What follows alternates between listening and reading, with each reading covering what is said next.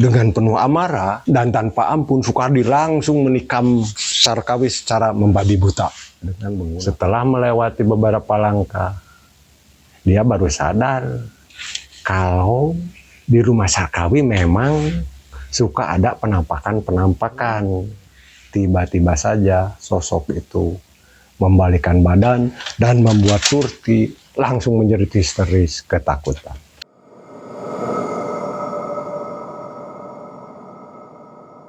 Assalamualaikum warahmatullahi wabarakatuh.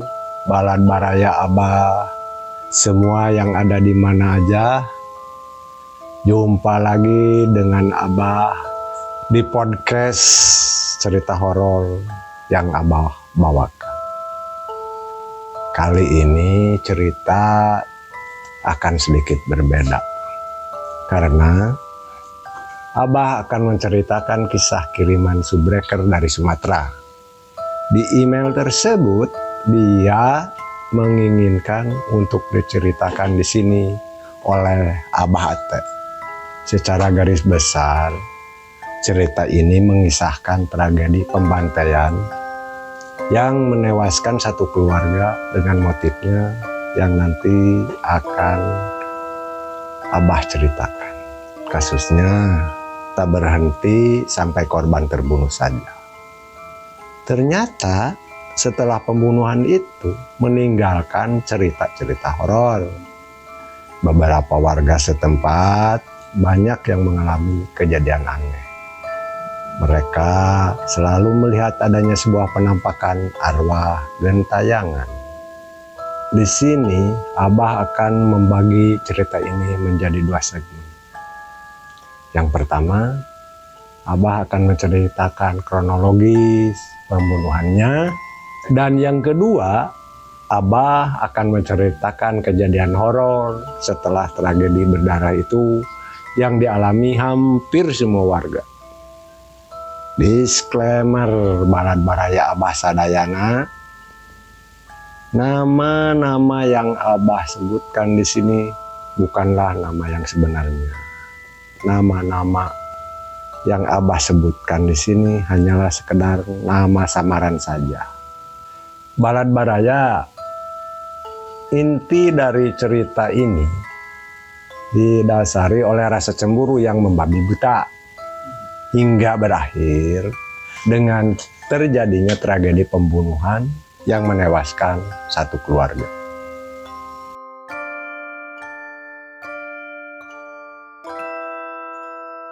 Jadi awalnya istri Soekardi yang bernama Surti mengadu kepada suaminya bahwa kalau dia sering digoda oleh Sarkawi. Yang sebetulnya Sarkawi dengan Soekardi ini rumahnya bertetanggaan.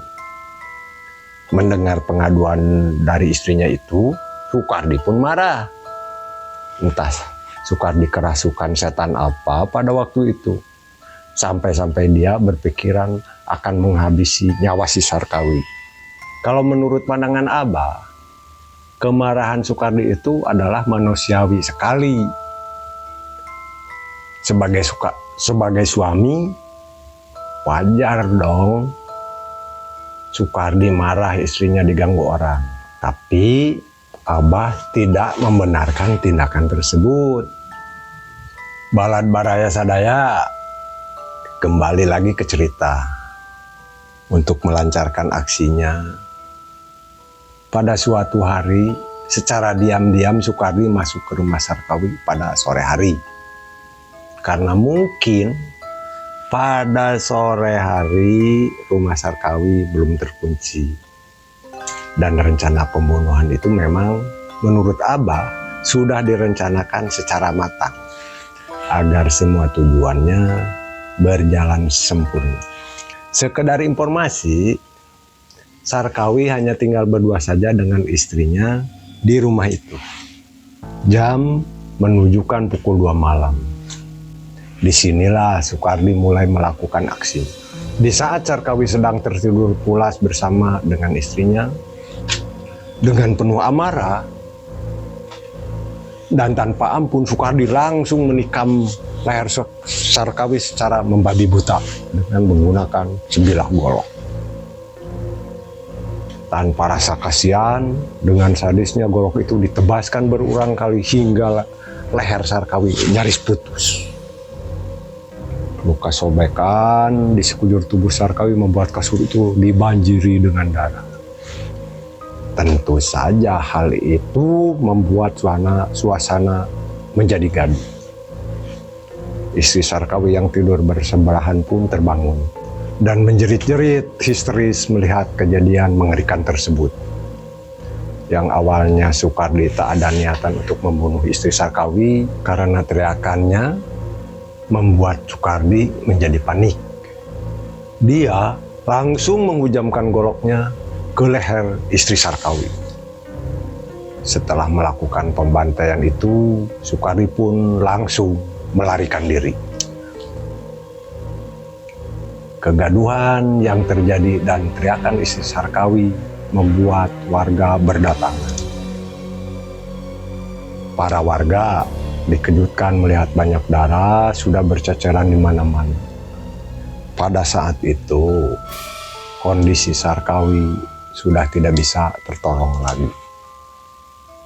Sementara kondisi keadaan istri Sarkawi masih bernapas, namun kondisinya yang kritis. Warga langsung membawa istri Sarkawi ke rumah sakit. Namun naas, karena terlalu banyak mengeluarkan darah, istri Sarkawi pun akhirnya meninggal dunia di rumah sakit. Kejadian pembunuhan itu menggegerkan warga sekitar. Tapi untungnya hari itu juga pihak dari kepolisian berhasil menangkap Soekardi. Beberapa hari setelah kejadian, rumah Sarkawi dibiarkan kosong. Meskipun sebenarnya Sarkawi mempunyai 2 anak. Namun, kedua anaknya tersebut sudah lama pergi merantau dan enggan untuk menempati rumah itu lagi. Sampai akhirnya rumah tersebut dibiarkan terbengkalai begitu saja. Kini rumah kediaman Sarkawi pun menjadi angker dan banyak menyisakan cerita-cerita horor yang dialami oleh warga sekitar.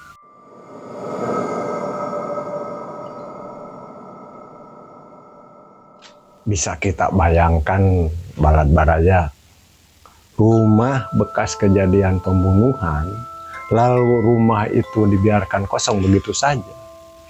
Apalagi kejadian memang di sebuah daerah yang cukup terpencil.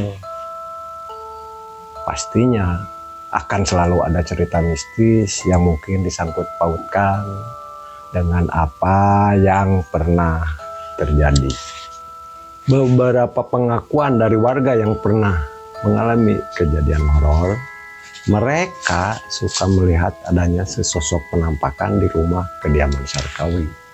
Suasana kampung pada malam hari memang sangat terasa mencekam. Warga tak ada yang berani keluar rumah setelah maghrib. Pernah ada satu kejadian kurang lebih sekitar jam 9 malam. Ada salah satu warga kampung yang baru pulang dari luar kota. Suasana pada malam itu sangat sepi dan kebetulan jalan yang akan dia lalui melewati rumah Sarkawi. Saat itu dia melihat di depan rumah Sarkawi ada seorang yang sedang terduduk sambil wajahnya ditundukkan ke bawah. Karena jalan di perkampungan yang memang agak gelap dan tidak terlalu jelas, dia mengira itu mungkin seorang yang sengaja duduk di sana. Sambil berjalan, lalu dia mencoba menyapanya. "Lagi ngapain, Mas?" Kurang lebih seperti itulah. Namun, anehnya, orang itu hanya duduk terdiam, tak menjawab sama sekali. Sesaat kemudian, setelah melewati beberapa langkah, dia baru sadar kalau di rumah Sarkawi memang suka ada penampakan-penampakan. Tapi dia masih penasaran, hanya ingin memastikan apakah itu penampakan atau itu memang benar-benar orang. Lalu dia pun memberanikan diri untuk melihat ke arah orang yang duduk tadi. Betapa terkejutnya dia karena ternyata sosok itu memang sudah tidak ada lagi di sana. Dan tak menyangka kalau dia sendiri mengalami seperti yang pernah dialami oleh warga yang lain. Teror dari gangguan-gangguan itu semakin meluas. Dan bahkan kejadian horor itu dialami sendiri oleh istri Sukardi, yaitu Surti. Yang memang rumah mereka berhadapan-hadapan. Karena kasus pembunuhan yang dilakukan oleh suaminya, kini Surti hanya tinggal seorang diri. Kejadian itu saat Surti yang akan menjelang tidur. Surti dikagetkan oleh suara seperti orang yang sedang menyapu di halaman. Meski dengan keadaan sedikit mengantuk, Surti mencoba melihat keluar rumah. Namun ternyata di sana tidak ada siapa-siapa. Dan seketika suara orang yang menyapu itu terhenti saat Surti mencoba melihatnya. Surti pun kembali ke tempat tidur dengan perasaan mulai sedikit ketakutan. Namun sayup-sayup kini terdengar ada suara tangisan yang membuat Surti makin ketakutan. Dia pun menutup kedua telinganya, berharap suara tangisan itu menghilang. Tapi suara tangisannya malah semakin keras terdengar. Surti yang tak tahan dengan suara tangisan itu, hingga akhirnya dia mencoba memberanikan diri dan mencari sumber suara tangisan tersebut. Suara tangisan itu terdengar sangat jelas dan suaranya berasal dari rumah di seberangnya yang tak lain adalah rumah kediaman Sarkawi. Sesaat kemudian begitu terkejutnya Surti karena di depannya ada seorang wanita yang sedang membelakanginya. Surti tak mengira kalau itu adalah sebuah penampakan. Namun tiba-tiba saja sosok itu membalikkan badan dan membuat Surti langsung menjerit histeris ketakutan. Teriakan Surti membuat warga terbangun dan mulai berdatangan ke rumah Surti. Setelah Surti mulai tenang, Surti bercerita kepada warga kampung kalau dia melihat sosok wanita yang tak jelas wajahnya berdiri di halaman rumah Sarkawi. Tentu saja pengakuan dari Surti membuat geger warga kampung. Dengan keadaan Surti yang begitu sangat ketakutan, setelah ia melihat adanya penampakan, tetua desa yang ada di sana merasa khawatir, takut terjadi apa-apa kepada Surti. Tetua desa di sana menyarankan untuk warga menemani Surti di rumah. Apalagi Surti yang memang hanya tinggal seorang diri. Teror dari arwah gentayangan belum berhenti.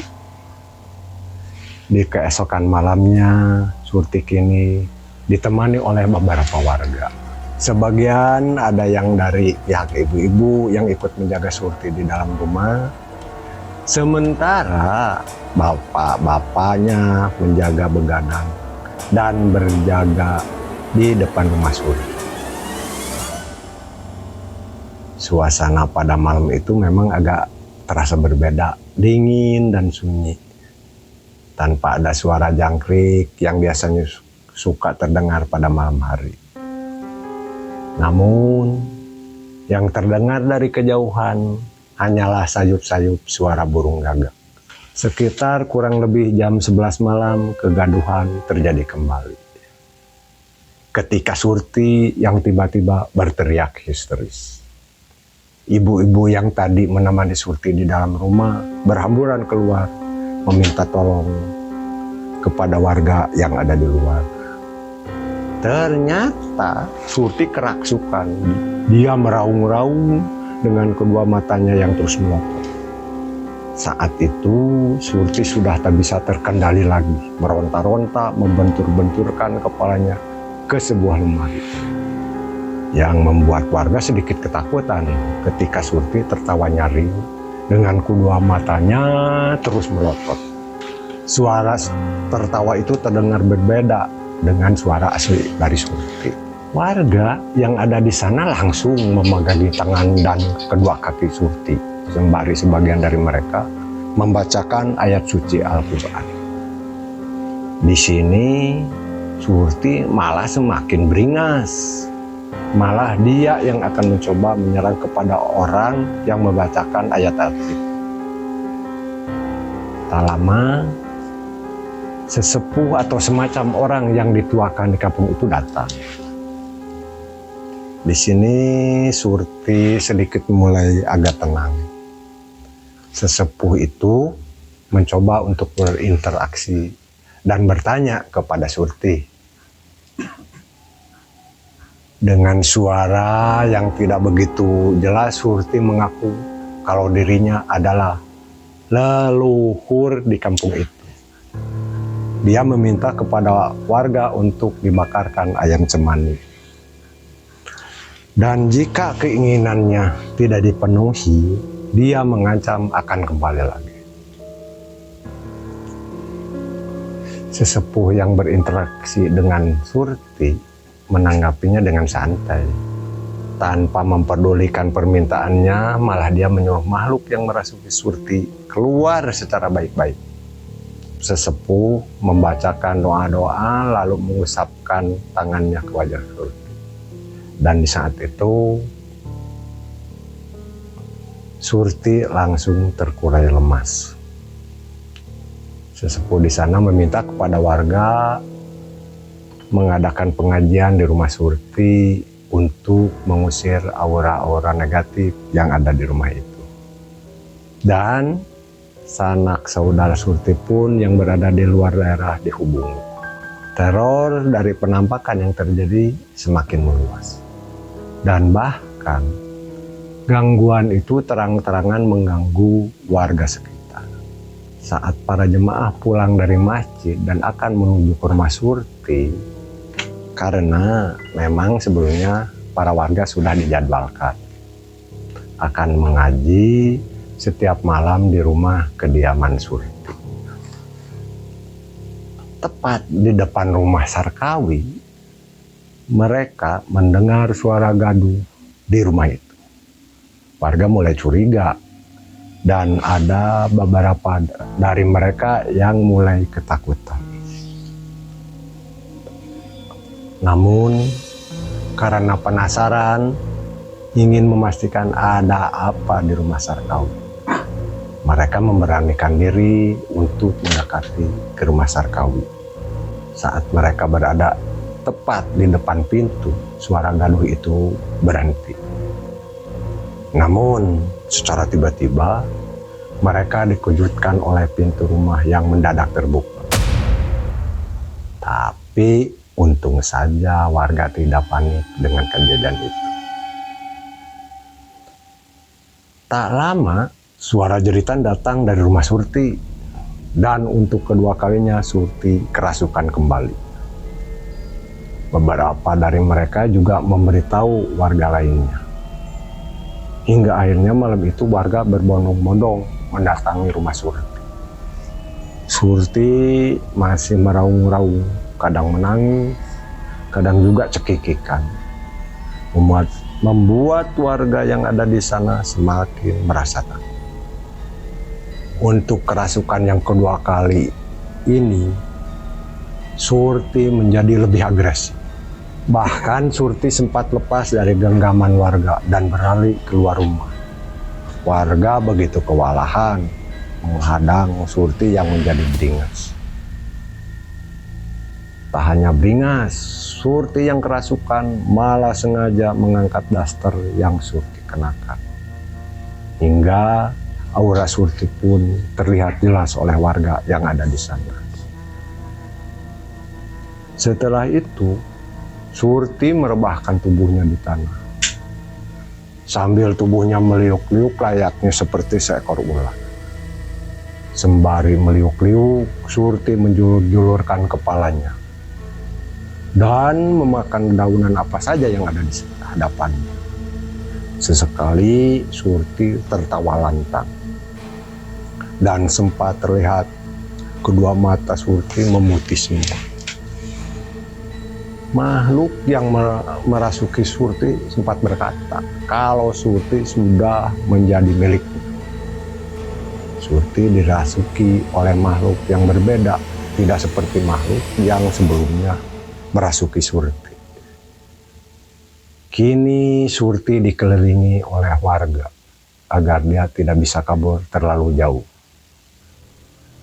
Saudara-saudara dari Surti pun mulai menangis melihat keadaan Surti pada saat itu.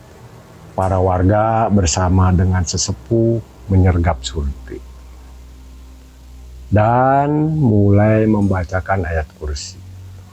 Walaupun Surti terus meronta-ronta dan mulai membacakan ayat kursi.